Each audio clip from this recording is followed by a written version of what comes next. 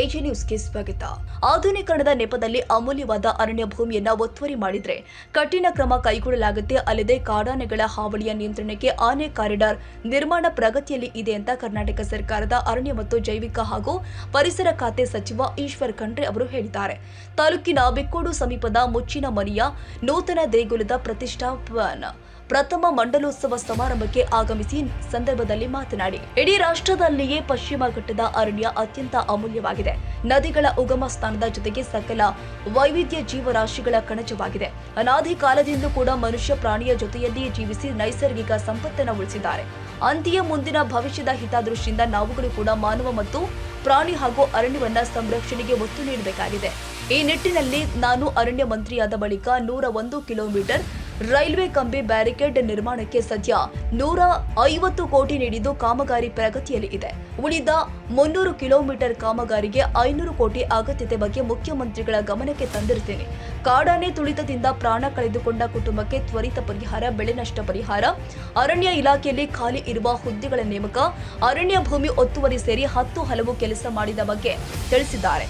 ಕಾಡಾನೆ ಸಮಸ್ಯೆಯನ್ನು ಸರ್ಕಾರ ಗಂಭೀರವಾಗಿ ಪರಿಗಣಿಸಿದೆ ಎಂದರು.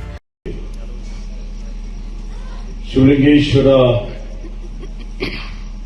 ದೇವಸ್ಥಾನದ 48ನೇ ಮಂಡಲ ಪೂಜೆ ಕಾರ್ಯಕ್ರಮಕ್ಕೆ ನಾನು ಬರ್ತೀನಿ ಅಂತ ಒಪ್ಪಿಕೊಂಡಿದ್ದೆ.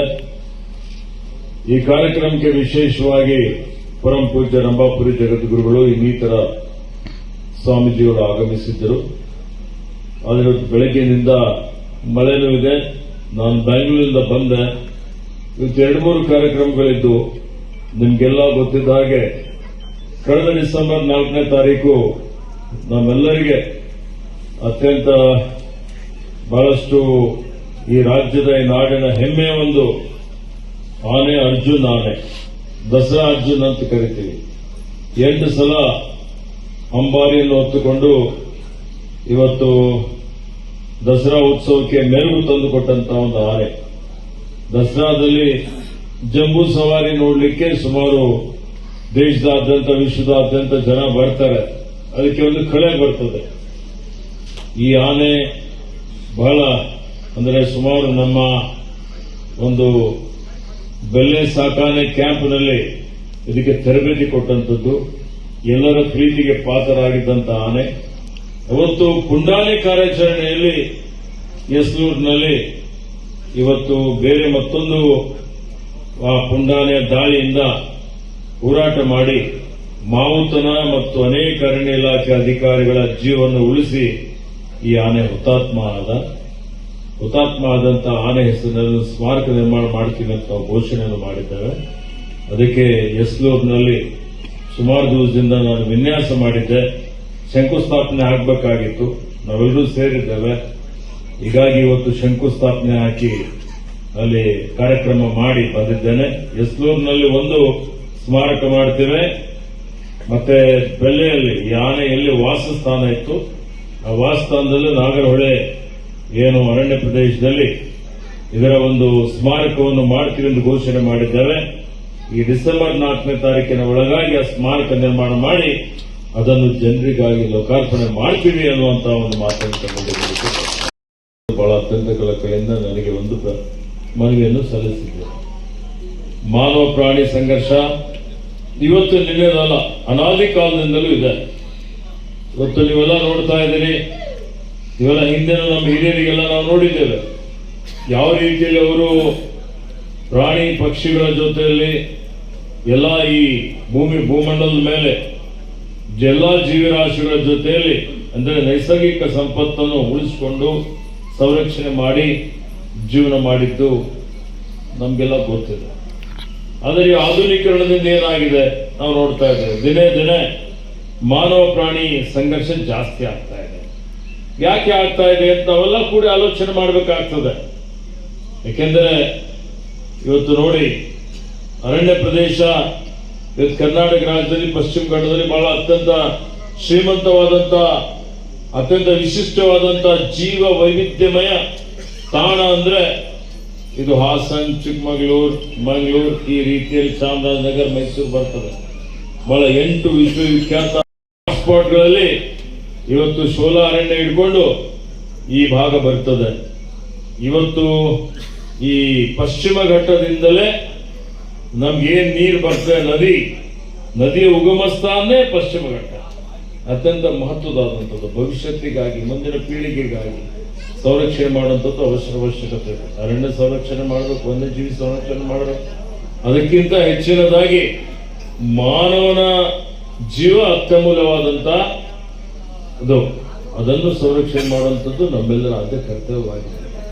ಈಗ ಇತ್ತೀಚೆಗೆ ಏನು ಆನೆಗಳ ಹಾವಳಿ ನಡೀತಾ ಇದೆ. ಪುಂಡಾನೆಯಿಂದ ಬರೀ ಬೆಳೆ ನಷ್ಟ ಅಷ್ಟೇ ಅಲ್ಲ, ಜೀವ ನಷ್ಟನೂ ಆಗ್ತಾ ಇದೆ. ನಾವು ನೋಡ್ತಾ ಇದ್ದೇವೆ. ಬಹಳ ಅತ್ಯಂತ ಗಂಭೀರವಾದಂಥ ಒಂದು ವಿಚಾರ. ನಾನು ಮಂತ್ರಿ ಆದ ಮೇಲೆ ಬಹಳಷ್ಟು ಇದನ್ನು ತಡಿಲಿಕ್ಕೆ ಪ್ರಯತ್ನವನ್ನು ಮಾಡಿದ್ದೇನೆ. ಎಲ್ಲೆಲ್ಲಿ ನಮ್ಮ ಶಾಸಕರು ನಮಗೆ ಇವತ್ತು ತಡಿಲಿಕ್ಕೆ ರೈಲ್ವೆ ಬ್ಯಾರಿಕೇಡ್ ಬೇಕು ಅಂತ ಕೇಳಿದ್ದಾರೆ, ರೈಲ್ವೆ ಬ್ಯಾರಿಕೇಡ್ ಕೊಟ್ಟಿದ್ದೇನೆ. ಇವತ್ತೇನು ಸೋಲಾರ್ ಫೆನ್ಸಿಂಗ್ ಮಾಡಬೇಕು ಅಂತ ಹೇಳಿದ್ದೀರಿ, ಸೋಲಾರ್ ಫೆನ್ಸಿಂಗ್ಗೆ ಅನುದಾನ ಕೊಟ್ಟಿದ್ದೇನೆ. ಕಂದಕ ನಿರ್ಮಾಣ ಮಾಡಲಿಕ್ಕೆ ಕೊಟ್ಟಿದ್ದೇವೆ. ಅನೇಕ ರೀತಿಯಲ್ಲಿ ಮುನ್ನೆಚ್ಚರಿಕೆ ಕ್ರಮ ತೆಗೆದುಕೊಂಡಿದ್ದೇವೆ. ಸೊ ಹೀಗಾಗಿ ಈ ವರ್ಷ ನೋಡಿ, ನಾನು ಬರೋಕ್ಕಿಂತ ಮುಂಚಿತವಾಗಿ ಸುಮಾರು ವರ್ಷದಿಂದ 330 ಕಿಲೋಮೀಟರ್ ರೈಲ್ವೆ ಬ್ಯಾರಿಕೇಡ್ ಕಾಮಗಾರಿ ಆಗಿದೆ. ಒಂದೇ ವರ್ಷದಲ್ಲಿ 101 ಕಿಲೋಮೀಟರ್ ಮಂಜೂರಾತಿ ಮಾಡಿಕೊಂಡಿದ್ದೇನೆ. 1 ಕಿಲೋಮೀಟರ್ಗೆ 1,50,50,00,000 ಅಂದ್ರೆ ಸುಮಾರು 150 ಕೋಟಿ ರೂಪಾಯಿ ಕಾಮಗಾರಿ ನಡೀತಾ ಇದೆ.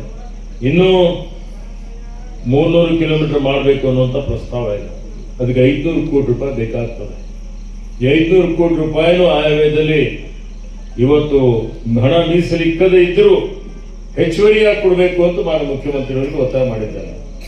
ಅದಕ್ಕೆ ಹೇಳಿದ್ದೀರಿ, ನಮ್ಮ ಶಾಸಕರುಗಳೆಲ್ಲ ಈ ಭಾಗದವ್ರು ಕೇಳ್ತಾರೆ ಹೆಚ್ಚಿನ ಅನುದಾನ ಕೊಡಬೇಕು ಅಂತ. ಬೇರೆ ಯಾವ ರಾಜ್ಯದಲ್ಲೂ ಮಾಡಿಲ್ಲ, ನಮ್ಮ ರಾಜ್ಯದಲ್ಲಿ ಮಾತ್ರ ಈ ಕೆಲಸ ನಡೀತಾ ಇದೆ. ಈಗ ಏನು ನಿಮ್ಮ ಕಾಫಿ ಎಸ್ಟೇಟ್ನಲ್ಲಿ ಬೇಲೂರು ಶಾಸಕ ಎಚ್.ಕೆ. ಸುರೇಶ್ ಅವರು ಮಾತನಾಡಿ, ಮಾನವ ಮತ್ತು ಪ್ರಾಣಿ ಸಂಘರ್ಷ ದಿನ ಕಳೆದಂತೆ ತಾಲೂಕಿನ ಮಲೆನಾಡು ಪ್ರದೇಶದಲ್ಲಿ ಹೆಚ್ಚಾಗ್ತಾ ಇದೆ. ಜನ ಭಯಭೀತಿಯಿಂದಲೇ ಬದುಕು ಸಾಗಿಸುವ ದುಸ್ಥಿತಿ ಬಂದಿದೆ. ಕಾಡಾನೆ ದಾಳಿಯಿಂದ ಬೆಳೆ ನಷ್ಟಕ್ಕೆ ಪರಿಹಾರ ನೀಡಿಲ್ಲ. ಅರಣ್ಯಾಧಿಕಾರಿಗಳು ಬಂದು ಸಿಬ್ಬಂದಿಗಳು ಕಾಡಾನೆ ಬಗ್ಗೆ ಮಾಹಿತಿ ನೀಡ್ತಾ ಇಲ್ಲ. ಪ್ರಾಣಹಾನಿ ಮತ್ತು ಗಾಯದ ಬಗ್ಗೆ ಇಲಾಖೆ ಮೌನ ತಾಳಿದೆ. ಶೀಘ್ರವೇ ಈ ಬಗ್ಗೆ ಮಂತ್ರಿಗಳು ಗಮನ ನೀಡಬೇಕಾಗಿದೆ ಎಂದರು. ಬೇಲೂರಿನಲ್ಲಿ ಅರಣ್ಯ ವಲಯಾಧಿಕಾರಿಗಳ ಕಚೇರಿಯನ್ನು ನೂತನವಾಗಿ ನಿರ್ಮಿಸಬೇಕು ಮತ್ತು ಹೆಚ್ಚುವರಿ ಅರಣ್ಯ ಸಿಬ್ಬಂದಿಗಳ ನೇಮಕ, ಕಾಡಾನೆ ಸಮಸ್ಯೆಗೆ ಶಾಶ್ವತ ಪರಿಹಾರ ಸೇರಿ 10 ಹಲವು ಮಲೆನಾಡಿನ ಸಮಸ್ಯೆಯನ್ನು ಶೀಘ್ರವೇ ಬಗೆಹರಿಸಬೇಕು ಅಂತ ಮನವಿ ಪತ್ರ ನೀಡಿದ್ದಾರೆ. ವಿಶೇಷವಾಗಿ ಇಡೀ ಹಾಸನ ಜಿಲ್ಲೆಯಲ್ಲಿ ಇವತ್ತೇನಾಗಿದೆ ಅಂದರೆ, ನಮ್ಮ ದುರ್ದೈವನೋ ಇಲ್ಲ ರೈತರುಗಳ ದುರ್ದೈವನೋ ಗೊತ್ತಿಲ್ಲ, ಇಡೀ ಆನೆ ಕಾಟ ಬೇಲೂರು ವಿಧಾನಸಭಾ ಕ್ಷೇತ್ರದಲ್ಲಿದೆ ಸರ್. ಎವ್ರಿ ಡೇ ಅದೊಂದಿದೆ. ಅದನ್ನು ವಿಧಾನಸಭೆಯಲ್ಲಿರ್ಬೋದು ಮತ್ತು ಬೆಳಗಾವಿನಲ್ಲಿರ್ಬೋದು ನಿಮಗೆ ಮನವಿಯನ್ನು ಸಲ್ಲಿಸಿದ್ವಿ. ತಾವು ಅದಕ್ಕೆ ಸಕಾರಾತ್ಮಕ ಸ್ಪಂದಿಸಿದ್ದೀವಿ. ಆದರೆ ಇದಕ್ಕೆ ಎಲ್ಲರ ಪರವಾಗಿ ನಾನು ಕೇಳ್ತಕ್ಕಂಥದ್ದು ಏನಂದರೆ, ಶಾಶ್ವತ ಪರಿಹಾರಕ್ಕೆ ಒಂದಿಷ್ಟು ತಾವು ನಮ್ಮ ಬಸವರಾಜ್ ಅವರು ಹೇಳಿದಂಗೆ ಕೇಂದ್ರ ಸರ್ಕಾರ, ರಾಜ್ಯ ಸರ್ಕಾರ ಈ ಎರಡೂ ಮಧ್ಯದಲ್ಲಿ ತಾವು ಅರಣ್ಯ ಸಚಿವರಿದ್ದೀರಾ. ಇದಕ್ಕೆ ಶಾಶ್ವತ ಪರಿಹಾರವನ್ನು ಕೊಟ್ಟು ಇವತ್ತೇನಾದ್ರೂ ಬೆಳೆ ಹಾನಿ ಒಂದು ಕಡೆ ಆದರೆ ಮಾನಹಾನಿ ಆಗ್ತಾ ಇದೆ. ನಿನ್ನೆ ಮಾನಹಾನಿ, ಪ್ರಾಣಹಾನಿ ಅಂತೂ ಯಾವ ರೀತಿ ಆಗ್ತಾ ಇದೆ ಅಂತಂದರೆ ಭಯ ಬೀದಿನಲ್ಲಿ ಬದುಕ್ತಾ ಇದ್ದಾರೆ. ಬಹುಶಃ ಇಲ್ಲಿ ನೀವು ಬರ್ತೀರಾ ಅನ್ನೋದು ಇಷ್ಟೊತ್ತಿದೆ, ಇಲ್ಲಾಂದ್ರೆ ಬಿಟ್ಕೊಡ್ ಭಾಗದಲ್ಲಿ ಯಾರೂ ಜನ ಇಷ್ಟೊತ್ತಿರೋದೇ ಇಲ್ಲ ಸರ್, ಎಲ್ಲ ಮನೆ ಸೇರ್ಕೊಂಡ್ಬಿಡ್ತಾರೆ. ಆ ಸ್ಥಿತಿನಲ್ಲಿ ಇವತ್ತು ಆಗ್ತಾ ಇದೆ. ದಯವಿಟ್ಟು ನಾನು ನಮ್ಮ ಬೇಲೂರು ವಿಧಾನಸಭಾ ಕ್ಷೇತ್ರದ ಎಲ್ಲ ಸಮಸ್ತ ನಾಗರಿಕರ ಪರವಾಗಿ ತಮ್ಮಲ್ಲಿ ವಿನಂತಿಯನ್ನು ಮಾಡ್ತೀನಿ. ಇದಕ್ಕೆ ತಾವು ಶಾಶ್ವತ ಪರಿಹಾರವನ್ನು ಕೊಡ್ತಕ್ಕಂಥದ್ದು, ಅದರಲ್ಲಿ ಮುಂಜಾಗ್ರತೆಯಾಗಿ ಆನೆಗಳು ಎಲ್ಲಿ ಬರ್ತಾ ಇದೆ ಅಂತಕ್ಕಂಥದ್ದನ್ನ ಅಧಿಕಾರಿಗಳು ತಲುಪಿಸೋದ್ರಲ್ಲಿ ಒಂದಿಷ್ಟು ವಿಫಲರಾಗ್ತಾ ಇದ್ದಾರೆ ಸರ್. ಮೊನ್ನೆ ಅನುಘಟ್ಟದಲ್ಲಿ ಒಂದು ಘಟನೆ ನಡೆದಿದೆ. ಸುಮಾರು ಒಂದು 5 ಎಕರೆಯಲ್ಲಿ ಇದನ್ನ ಅಡಿಕೆನ ಬೆಳೆದಿದ್ದಾರೆ, ಸಂಪೂರ್ಣ ನಾಶವನ್ನು ಮಾಡಿರ್ತಕ್ಕಂಥದ್ದು.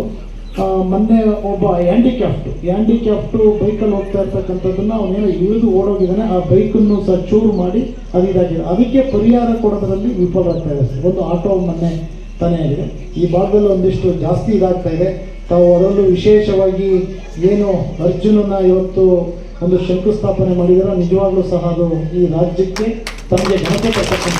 ಈ ಸಂದರ್ಭದಲ್ಲಿ ಕಾಂಗ್ರೆಸ್ ಮುಖಂಡ ಗ್ರಾನೆಟ್ ರಾಜಶೇಖರ್ ಮತ್ತು ವೀರಶೈವ ಯುವ ಘಟಕದ ಅಧ್ಯಕ್ಷ ಗೆಂಡೆಹಳ್ಳಿ ಚೇತನ್, ಕಡೆಗರ್ಜೆ ಜಗದೀಶ್, ಏಕಾಂಗಿ ಹೋರಾಟಗಾರ ತೀರ್ಥಪ್ಪ, ಪ್ರದೀಪ ಬಸವರಾಜ ಸೇರಿ ಇನ್ನು ಮುಂತಾದವರು ಹಾಜರಿದ್ದಾರೆ.